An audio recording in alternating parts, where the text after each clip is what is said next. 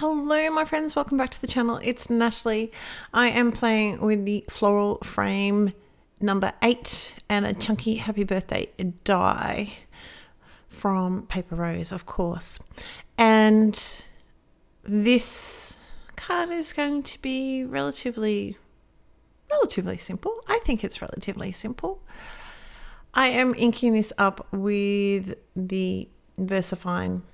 Now, the first time I stamped this, it was just a little bit too wet. I don't know, I pressed too hard, I think. So I have turned it over. Luckily enough, there was nothing on the back. It didn't really come through. So it was perfect to stamp and use the back of this piece of cardstock.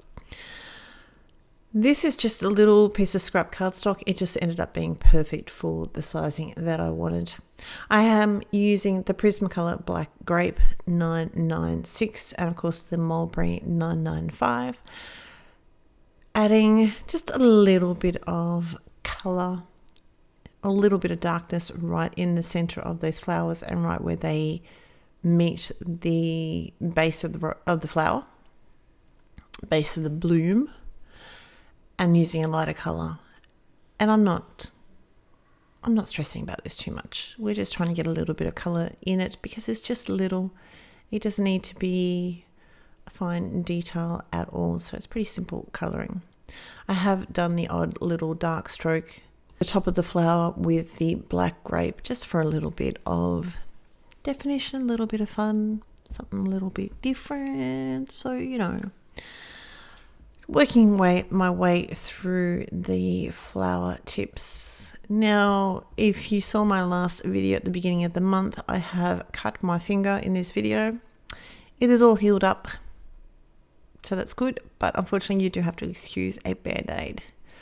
It's quite a big band-aid, honestly, because if you're going to do things, you shouldn't do them well sometimes, but I do. This green is the wrong green. I'm going to actually use an olive green in this. So it's 911.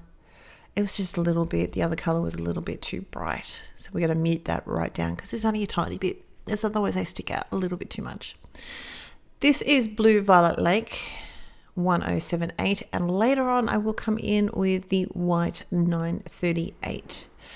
I am trying to just add a little bit of color in the background, trying to be nice and light.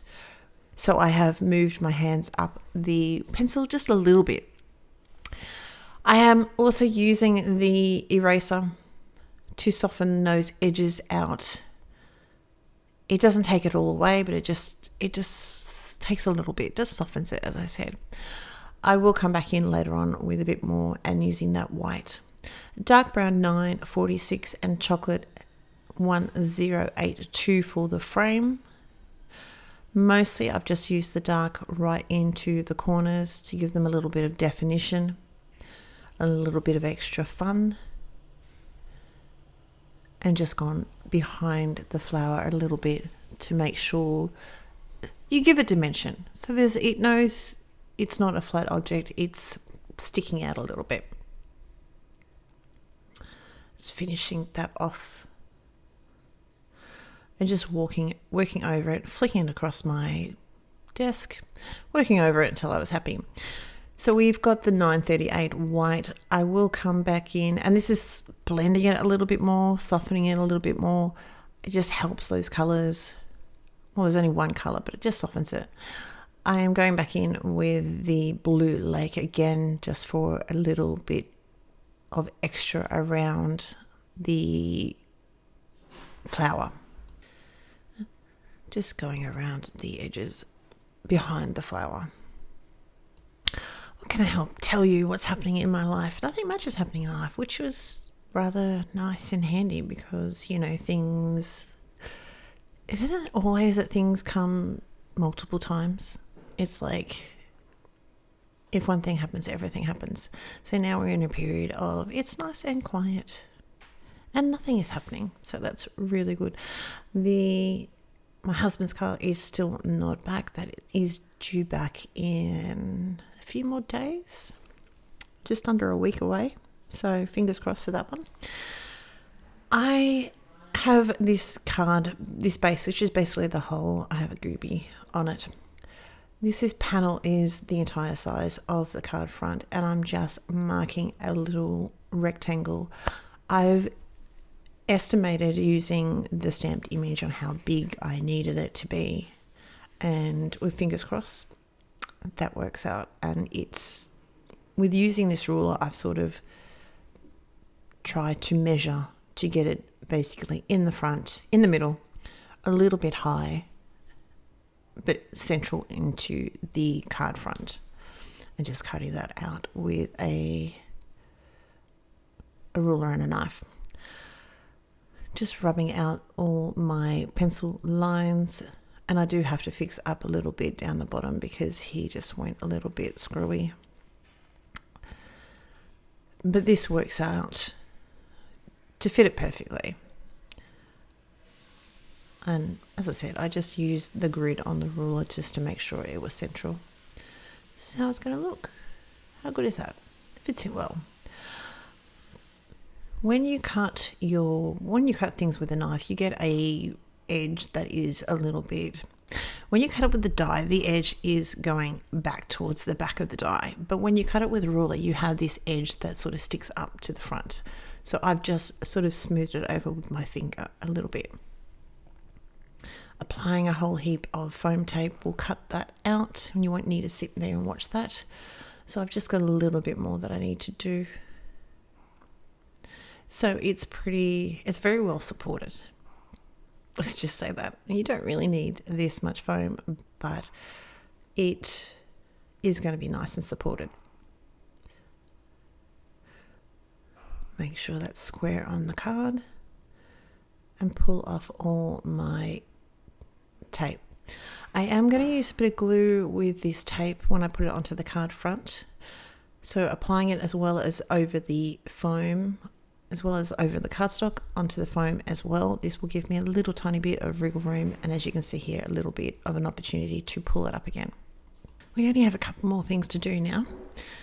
So I've die cut the chunky happy birthday. This is the shadow. Now what I'm going to do is color where I want the happy birthday. I'm going to die cut it first, and then we'll come back and we'll color it. And I'm trying to do a bit of an ombre. So the bottom of that is going to have a little bit of the VO9, and then it's going to blend up into VO6, and the top of it's just going to be VO6. Or the happy is just going to be VO6. And I thought that would blend it in nicely and give a little bit extra, even though it's a deeper, like the birthday is a bit of a deeper violet. The VO6 worked in really well with the flowers. The other thing I'm going to do, we'll start talking about it now. I've got the vellum cut out with the shadow die. Now, vellum, obviously, if you don't know, whenever you put vellum down, you have to be very, very careful on where you place your adhesive, because you're just going to see it. I am going to lose a bit of footage here of me applying it, but there it is. So I've got this expressed double stick tape, all sheets these are, and I have layered a piece of vellum onto that, and then we've die cut that out of the back. So the full stick, you're just not going to see it. You're only going to really see it when you have a blob of glue there or blob of glue there. When it's the full base of the vellum, you just don't see it. I'm applying glue to the bottom half of my happy because it's going to go over my, it has a word, with the hole. Doesn't this always happen to me? I lose words. The aperture? It falls over the aperture, so I don't need it. With having the extra vellum, that makes it a little bit more sturdy as well. This is just some silver, some clear gloss, and the last thing we've got is a little bit of the clear crystal drops.